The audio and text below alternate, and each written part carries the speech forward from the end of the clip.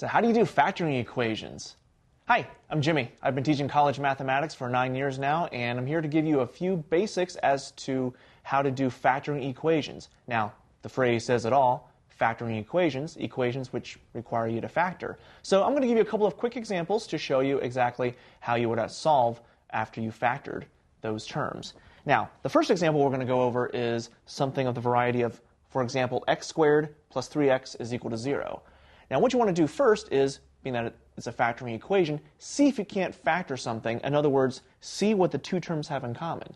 Now, both of them, obviously, they both have an x. So you're going to go ahead and pull out or factor an x, and then what you're going to do is start a parentheses to see what's left over.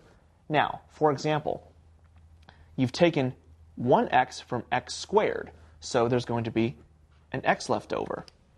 And then x times what is going to give you 3x? That's going to be 3.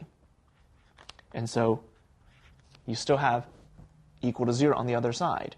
Once you have something in factored form, now you can go ahead and split these two parts into two separate equations.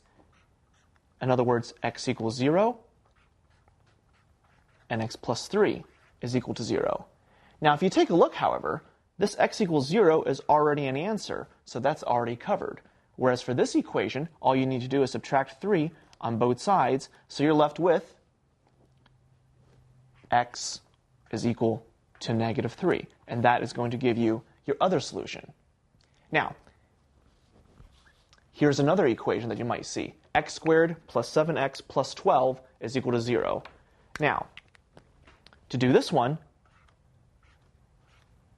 you can write two parentheses and ask yourself, well, how do I split x squared into two separate pieces, x and x?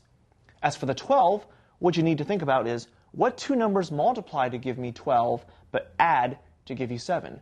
Now, this is where your multiplication tables become very important. Well, the only two numbers that fit that description are 3 and 4, because 3 times 4 is equal to 12, but 3 plus 4 is equal to 7. So that's where the pluses come in. And just like we did up there, split them up as two separate equations, and then solve for each of them individually. Subtract 3 on both sides, and then subtract 4 on both sides. And therefore, you have two solutions.